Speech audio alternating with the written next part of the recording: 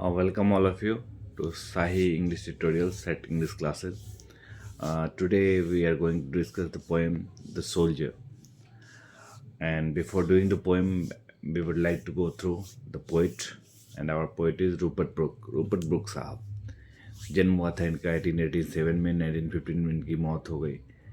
और आप अंदाज़ा लगा सकते हैं इतना शॉर्टकट का लाइफ स्पैन रहने के बावजूद आज हम इनको पढ़ रहे हैं। इनकी क्या खासियत होगी, इनकी क्या लिखने का स्टाइल हुआ, या इनका कैसी इनकी रचनाएं होती होंगी। बहुत अच्छा शानदार कवि थे और यह एक वार पोइट के रूप में मशहूर हुए। वार पोइट करने का ये सेंस है कि यह उस दौर के कवि थे जिस दौर में दुनिया की तमाम महाशक्तियाँ जो हैं वर्ल्ड वार को जूझ रही थी। और वर्ल्ड वार का सामना करने के दरमियान इंग्लैंड भी उसका एक हिस्सा था। तो इस ड्यूरेशन में इन्होंने वहाँ की आर्मी में कंट्रीब्यूट किया। कंट्रीब्यूट करने के साथ ही इन्होंने एक नर्स के रूप में वहाँ काम किया। साथ साथ इन्होंने क्या किया, तो जो युद्ध में जो सैनिक थे उन सैनिकों के बीच में अपने शब्दों के माध्यम से, अपनी रचनाओं के माध्यम से एक ऊर्जा का निर्माण किया, जो ऊर्जा सैनिकों को लड़ने के लिए हिम्मत देती थी और आगे बढ़ाती थी। ये थे हमारे कवि रूपर्ट ब्रुक। 1887 में इनका जन्म हुआ था। इट मीन्स 1887 और 1915 इनका लास्ट था। एक अच्छे खासे फैमिली से बिलोंग करते थे और इनके पिताजी रग्बी स्कूल में हाउस मास्टर थे। और रूपर्ट ब्रुक की पढ़ाई, प्राइमरी एजुकेशन वहीं हुई। फिर आगे की पढ़ाई इन्होंने किंग्स कॉलेज कैम्ब्रिज यूनिवर्सिटी से किया। इनके बारे में खास है विलियम बटलर ईस्ट, WB ईस्ट। विलियम बटलर ईस्ट ने इनके बारे में कमेंट किया कि he is the handsomest young man in England. It means about his look, he was very handsome as per his look. बहुत स्मार्ट थे, बहुत हैंडसम दिखते थे। और यह एक सिंबॉलिक रोल को जीते थे that eventually turn into myth of young and beautiful final warrior. It means एक योद्धा, एक लड़ाका जो किसी भी हद तक चल जा सकता है, कुछ भी कर गुजर सकता है लड़ाई के लिए, अपने देश के लिए। देशभक्ति के जज्बे से भरा हुआ एक योद्धा, युवा योद्धा के रूप में इनको स्थापित किया गया। मतलब इनको देखा गया, लोगों ने देखा, जाना, इनकी पहचान बनी। एक वैसे इनका जज्बा जो था लिखने का या फिर इनका ज़िंदगी जीने की जो शैली थी, एक इनको लोगों ने फॉलो किया। इनको लोगों ने फॉलो किया एक युवा लड़ाके के रूप में, जो कि योद्धा था, शानदार योद्धा था। फिर आगे बात करें तो इनकी जो जितनी रचनाएं हैं वो कुछ ज़्यादा संख्या में नहीं है, गिनी चुनी इनकी रचनाएं हैं, लेकिन सारी रचनाएं एक से बढ़कर एक। जैसे हम लोग कह सकते हैं कि इनकी जो मौत हुई थी वह गैबीपोली एक जगह है, वहाँ की लड़ाई से जब वापस लौट रहे थे इस दरम्यान इनकी मौत हो गई थी। ये बहुत ज़्यादा इंजर्ड हो गए थे, इसके बाद इनकी मौत हो गई। और यह एक वार पोइट के रूप में इनका शुमार हुआ। और इनकी जो रचना भी हम लोग डिस्कस करने जा रहे हैं जिसका नाम है द सोल्जर, यह एक वार पोएम है। यह सबसे शानदार उनकी रचनाओं में, जो भी उनकी रचनाएं हैं शानदार रचनाओं, उनमें से सबसे शानदार रचना है जिसका नाम है द सोल्जर। यह सबसे ज़्यादा मशहूर है और सबसे ज़्यादा पॉपुलर है। आइए कोशिश करते हैं इस कविता को लाइन बाय लाइन जानने की। ये लिखते हैं, if I should die only think only this of me, that there is some corner of a foreign field that is forever England. There shall be in that reach a richer dust concealed, a dust whom England bore, shaped, made aware, gave once her flower to love, her ways to roam, a body of England's breathing English air। क्या शानदार देशभक्ति थी। अगर मैं मरूं तो ऐसी मौत हो, अगर मैं मरूं तो ऐसी मौत हो कि विदेश की धरती पे मेरी मौत हो और वो धरती हमेशा के लिए मेरे देश की हो जाए। क्या शानदार कल्पना है, अच्छी कल्पना है। देशभक्ति में इससे बढ़िया कल्पना नहीं हो सकती है। एक सैनिक के लिए इससे अच्छी कल्पना नहीं हो सकती है कि ये देश के प्रति इतना प्रेम रखते थे, जो एक सैनिक के तौर पे कहते हैं कि अगर मैं मरूँ तो किसी देश को जीत के मरूँ और वहाँ की धरती और ज़्यादा पवित्र हो जाए मेरे खून से भीग के। और इन्होंने अपने देश के प्रति आभार व्यक्त किया है। ये कहते हैं, अ डस्ट होम इंग्लैंड बोर। अपने शरीर के बारे में, डस्ट क्या है, उनका शरीर। कहा गया है मिट्टी की क्या है, काया है मिट्टी में मिल जानी है। तो उन्होंने लिखा है, अ डस्ट whom इंग्लैंड बोर्ड मतलब सींचना। तो एक वैसी धूल जिसे इंग्लैंड ने सींचा था, आभार देश के प्रति। इंग्लैंड में इनकी परवरिश हुई, इंग्लैंड में इनकी पैदाइश हुई, तो आभार है। जिसे इंग्लैंड ने सींचा, एक आकार दिया, पढ़ाया लिखाया, made aware. Give once her flowers to love. जो कुछ भी इंटरटेनमेंट का जरिया दिया, किसने दिया? इंग्लैंड ने दिया। हर वेज टू रोम। हर का यूज़ किया गया है इंग्लैंड के लिए। नेचुरली क्या होता है, जितने भी देश होते हैं उन्हें मातृ के रूप में देखा जाता है, तो एक उनके उनके साथ मतलब एक फीमेल फीलिंग आती है। जैसे हमारी मातृभूमि इंडिया है, कहा जाता है मातृभूमि है, तो भारत माता हम कहते हैं। इसी तरह से इंग्लैंड के लिए भी यहाँ पे कवि ने हर का यूज़ किया है। तो कहते हैं हर वेज टू रोम, यानी रास्ते भी दिए घूमने के लिए। इट मीन्स मैंने घूमा फिरा, इधर उधर चला, इंजॉय किया। ये रास्ते किसके थे? तो इंग्लैंड के थे। अ बॉडी ऑफ इंग्लैंड्स, ये शरीर किसका था? इंग्लैंड का था। ब्रीथिंग इंग्लिश एयर, क्या फीलिंग है। कह रहे हैं जो हवा लिया, ऑक्सीजन लिया, वो किसका था? इंग्लैंड का था। यानी सब कुछ इंग्लैंड का था, इंग्लैंड का ही सब कुछ दिया हुआ था।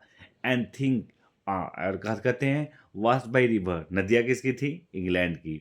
इट मीन्स इंग्लैंड ने जन्म दिया, इंग्लैंड ने पाला पोसा, इंग्लैंड ने बड़ा किया, और इंग्लैंड का ही यह शरीर था। वास्ट बाई रिवर, नदियाँ किसकी? इंग्लैंड की। Blessed by suns at home, और सूरज किसका? इंग्लैंड का। सूरज किसी का नहीं होता है, हर देश का एक ही सूरज है, लेकिन उनके लिए क्या है? अपने देश की धरती, अपने देश का सूरज, यानी जो सूरज की रोशनी मिली है इंग्लैंड में मिली है। तो blessed by sun at home, blessed by, ये कवि कहना चाह रहा है कि कवि चमके, कवि को एक ओज मिला, एक तेज मिला, एक लाइट मिला, वो किसका था? इंग्लैंड के सूरज का था। एंड थिंक, आगे कहते हैं कभी कल्पना करना मेरे बारे में। कवि ने कहा है कि मेरे बारे में आप ऐसा प्लान करो कि मेरी मौत कैसी हो। And think this heart all evil shed away, कोई बुराई न हो, ये दिल में बुराई का एक अंश मात्र न हो। ये दिल क्या हो? पूरी तरह से इंग्लैंड के प्रति आधारित हो, आभारित हो, पूरी तरह से इंग्लैंड के लिए समर्पित हो। अ pulse in the eternal mind, कई बार एक्सप्लेनेशन में आपसे पूछे गए हैं। A pulse in the eternal mind, no less give somewhere back the thought of England given. It means मरते दम तक पल्स नब्ज को कहा गया है। इटर्नल माइंड, यानी वो जो नब्ज का जुड़ाव मन से होता है, मस्तिष्क से होता है। तो कभी ये कहना चाह रहे हैं a pulse in the eternal mind, यह नब्ज जो है दिमाग में, उस वही बात को लेके चले कि मरते दम तक इंग्लैंड के बारे में कोई बुरे ख्याल ना आए, देश के प्रति आभार हो, देश के प्रति श्रद्धा हो, देश के प्रति समर्पण हो। फिर आगे कहते हैं a pulse in the eternal mind, it is all about our hearty feelings for our own country, that is from our poet and that is for England. हमारे कवि अपने देश के प्रति आभार व्यक्त कर रहे हैं। No less give somewhere back the thought of England given, कहते हैं कि इंग्लैंड के अलावा कोई ख्याल मन में हो ही ना, जो ख्याल हो किसके लिए हो? इंग्लैंड के लिए हो। क्योंकि जो नज़ारे थे किसके थे? हर साइट्स एंड साउंड्स, जो नज़ारे थे वह इंग्लैंड का, जो आवाज़ था, जो ध्वनि था, वह इंग्लैंड का। ड्रीम्स हैप्पी एज हर डे, ख्वाब किसके थे? इंग्लैंड के। दिन किसकी थी? इंग्लैंड की। रातें किसकी थी? इंग्लैंड की।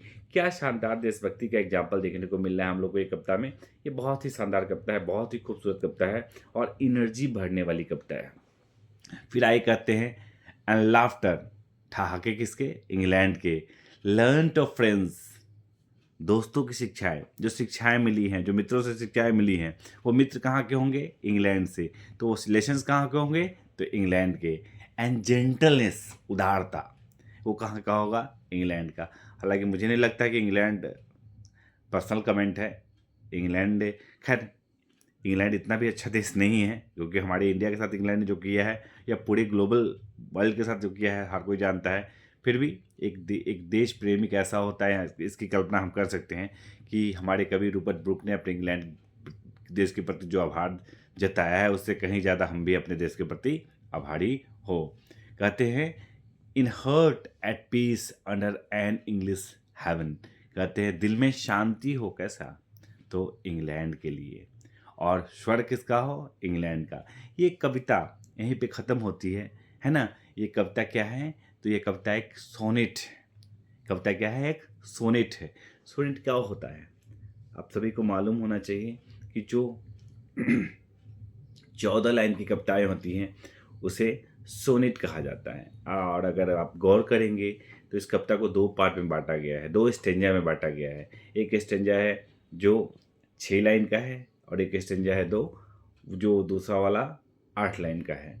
तो जो 6 लाइन का है जो है वो कहलाता है सिक्सटेट, और जो 8 लाइन का स्टेंजा होता है वो कहलाता है ऑक्टेव। यह कंपोजिशन का एक स्टाइल है जो कवि लोग यूज किया करते थे, और यह एक कविता कैसी कविता है, तो यह क्या है, एक सोनेट है। ठीक है, ये सोनेट कविता सर रूपर्ट ब्रूक की लिखी हुई कविता है जिसको हम लोग सोनेट की कैटेगरी में रखते हैं। इस कविता में कहा गया है कि कवि ने अपना देशभक्ति दिखाया है, जो कि आप लोगों ने डिस्कस किया। इसके अलावा कुछ इसके बिहाफ पे हमारे चैप्टर्स में कुछ MCQ भी बनते हैं जो कि बार बार आपसे पूछे जाते हैं, और हमें ध्यान रखना है कि ये सैनिक, इस कविता का जो वक्ता है, जो सैनिक है, जो हमारे कवि हैं, वो कहाँ के सैनिक हैं, तो वह इंग्लैंड के सैनिक है। और वह दुखी नहीं है, वो बहुत खुश है, अपने देश के प्रति बहुत ज़्यादा खुश है, अपने देश के लिए बहुत कुछ अच्छा सोच रहे हैं और देश के प्रति पूरी तरह समर्पित हमारे कवि हैं, और यह एक सैनिक हैं और वह इंग्लैंड की तारीफ कर रहे हैं। उन्होंने इंग्लैंड के प्रति सब कुछ अच्छा किया है और इंग्लैंड के वह आभारी हैं। यह कविता एक वार पोएम है, एक वार पोएम है। इस कविता की क्या खासियत है, तो यह वार में सैनिकों के अंदर एनर्जी भरने का काम करता है। इसके लिए यह कविता क्या है, वार पोएम है। इस कविता में कोई लव फीलिंग नहीं है। इस कविता में जो लव है देश के प्रति है। इस कविता में जो भी कुछ है वो देश के प्रति है, देशभक्ति के प्रति है। अतः कह सकते हैं कविता कैसी है, तो वार पोएम है। इसके अलावा कवि जो है इंग्लैंड के प्रति आभार व्यक्त कर रहे हैं, और ये कविता एक सोनेट है। आज के लिए इतना ही। इस कविता से काफ़ी होगा अगर आप लोग इसको दिमाग में मेरी बातों को आपने गौर से सुना होगा, तो ये कविता बहुत अच्छी कविता है और आपके दिमाग में पूरी तरह सेट कर गई होगी। फिर से ध्यान लेना है, ये एक सोनेट है। सोनेट क्या होता है, तो 14 लाइन की कविता को सोनेट कहते हैं, और सोनेट 2 खंड में बटा हुआ है। ये सोनेट 2 खंड में बटा हुआ है। एक ऑक्टेव है, दूसरा सेक्सटेट है। 6 लाइन का जो हिस्सा है वह सेक्सटेट कहलाता है, या 8 लाइन का जो हिस्सा है वह ऑक्टेव कहलाता है। और इस कविता में कवि ने इंग्लैंड के प्रति आभार व्यक्त किया है, अपना विश्वास दिलाया है कि इंग्लैंड के प्रति कभी मरना चाहते हैं, इंग्लैंड के लिए कुछ भी करना चाहते हैं। धन्यवाद। Have a nice day.